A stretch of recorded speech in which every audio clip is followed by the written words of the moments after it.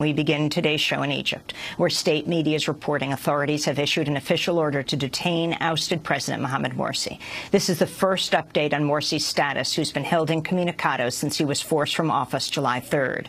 The arrest warrant calls for Morsi to be detained for 15 days pending investigations into his suspected collaboration with the Palestinian group Hamas to escape from prison during the 2011 uprising. He's also accused of working with Hamas to attack police stations, killing and abducting police officers and prisoners during the uprising, and espionage.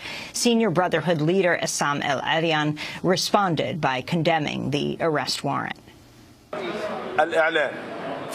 The announcement that Morsi has been detained for 15 days today, the morning of this merciful day, the Friday of discernment, on which millions of Egyptians are gathering to demand the return of the legal president, the return of legitimacy, the constitution, and the elected parliament, is proof of the confusion that prevails amongst those who carried out the coup, and it is also proof of the collapse of agreement that we live in a state of laws.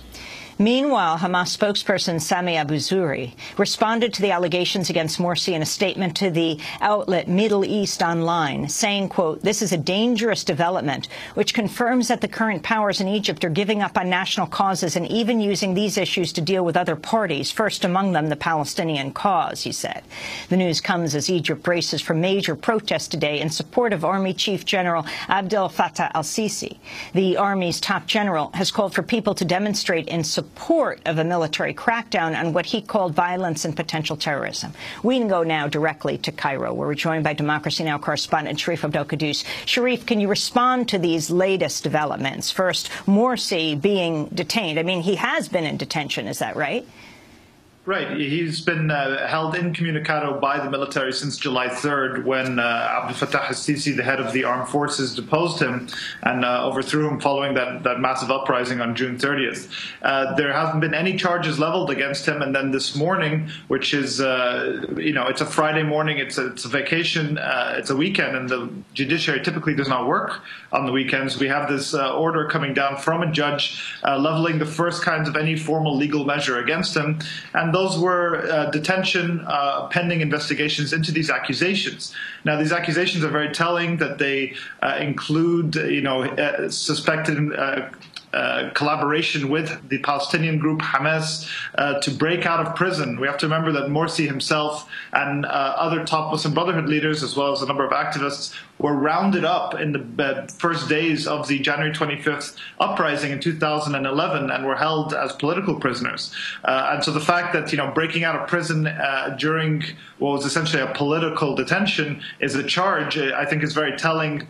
And it also accuses him of conspiring with Hamas to attack police stations, to attack soldiers. We have to remember that, in the opening days of the January 2011 uprising, hundreds of thousands of Egyptians were in the streets, and many groups, and they included the Muslim Brotherhood on January 28th. They were a minority, but many police stations were attacked. 99 or 100 were burnt down across the country. And this was by many Egyptians who saw the police force as a lawless militia that was engaged in torture and so forth. I mean, the revolution itself began on January 25th, which was National Police Day, and they did that for a reason, to oppose the police. So these charges that, accuse Morsi of collaborating with Hamas to attack police, I think is also a way of trying to whitewash the former regime's crimes and whitewash police crimes during the Mubarak era, but also during the revolution. And the response of the progressive forces that were in the streets to oust Morsi just a few weeks ago to what is happening now, and then to this bringing in the issue of Israel and Palestine here. Well, as you mentioned, Abdel Fattah al-Sisi, the head of the armed forces, and who's de facto running the country right now, went on television a few days ago and dressed in full military regalia and wearing dark sunglasses, really looking like kind of an army general of a banana republic from Latin America in the 1980s, and then saying, calling on Egyptians to go and fill the streets of Egypt today to give him what he called a mandate to confront what he said was potential violence and terrorism, and a clear indication against Morsi's supporters who have continued a month-long sit-in, or nearly a month, in different parts of Cairo, and who have taken to marching across the city, across Cairo and different cities across the country, at times provoking clashes. Both sides have been armed. Nearly 200 people have died over the past month. The worst case was the army shooting at Morsi supporters outside the Republican Guard headquarters that killed over 50 people. But so we have these two kind of very polarized sides coming to the streets now in a very tense and violent time.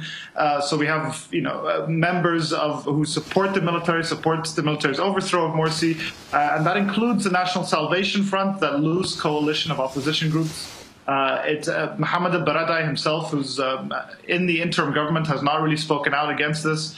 Tamarrud, the youth group that gathered petitions that really were the first to call for the June 30th protests, have also backed this. But there also have been Morsi critics who have opposed the defense minister's call today. Groups like the April 6th Youth Movement and other leading activists who are staying home and reject what they see as a very dangerous pretext for the military to come in and perhaps use widespread, a very harsh crackdown on the Brotherhood. Many see this as possibly a pretext, especially given that Morsi was charged, to clear these large sit-ins that Morsi supporters have had in different parts of the country. We see military APCs now that are deployed around Tahrir Square, and a lot of police trucks as well. Some of them are handing out posters of the head of the armed forces, al-Sisi.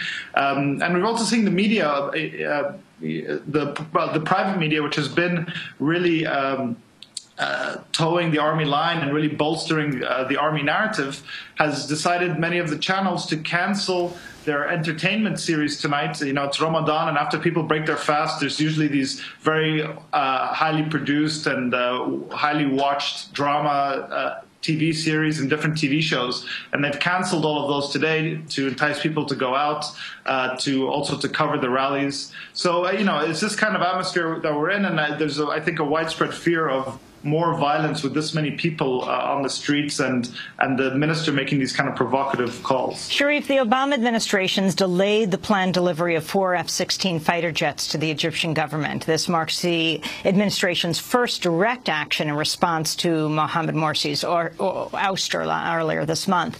It comes as the U.S. continues to refuse to brand Morsi's removal a coup, which would trigger an automatic suspension of military aid. This is State Department spokesperson Jen Psaki.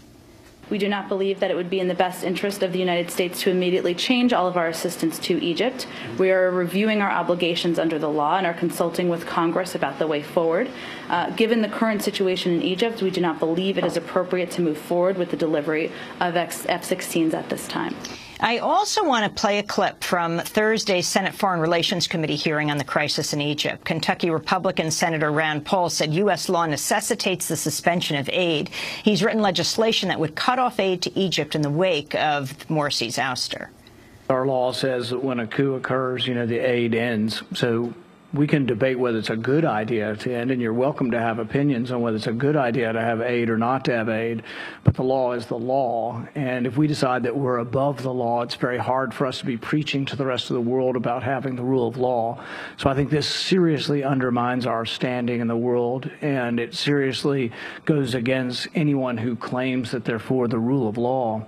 But I would go one step further. Even if you say this is not a coup because the military is there's not a general currently running it, I think that's, semantics and really not going to the point of this, because our law says basically if the military had a substantial involvement in replacing a democratically elected government. So it doesn't matter, according to our law, whether there's a general in charge or not, but putting a president who's been elected under house arrest, we don't know where some of these people are.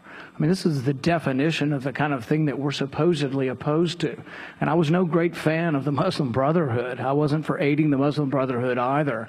But the thing is if we're not going to obey the law, If we're simply going to say that we bring a panel before us that says aid's a good idea, realize that if you're telling us that the aid should continue, you're telling us to flout the law. That is Kentucky Republican Senator Rand Paul. Sharif, if you could respond to both what he said and the holding up of the F-16 fighter jets.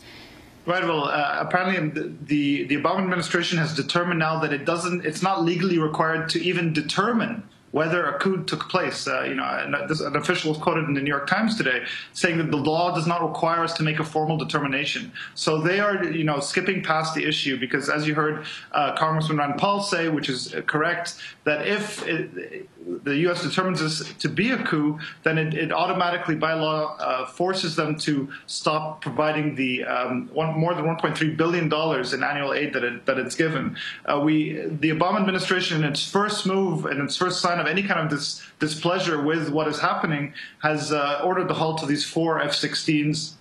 In the broader scheme of things, this seems like a very calibrated position that keeps the aid going, but shows a sign of discomfort. But I think we have to make an important note here is that Egypt, the military, does get this $1.3 billion of aid, but it has to be spent purchasing U.S. weapons. And so all of this money really gets funneled to U.S. defense contractors that are the real big beneficiary of these funds, that have very large lobbying firms in Washington and that lobby very strongly for this aid to keep going.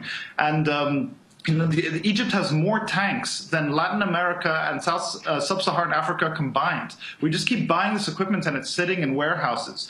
And we also have to understand that the Washington Post had a very interesting article today showing that since the 1980s, the United States has granted Egypt an extraordinary ability to make these orders with these American defense contractors that are worth far more than the funds Congress has already appropriated. So it's essentially like this massive credit card that Egypt has with a limit of billions of dollars. And it's something called cash flow financing. So Egypt can submit these large orders for equipment that will take years to produce and deliver.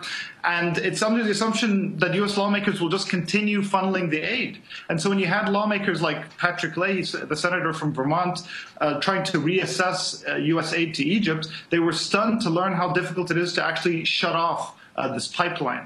So I think, there's a deep level of intricacy with these U.S. defense contractors and the way the aid is structured that keeps this aid flowing to Egypt regardless of what's happening on the ground. Sharif, I want to thank you for being with us. Sharif al-Quddus, Democracy Now! Correspondent in Cairo. We'll link to your article at The Nation magazine at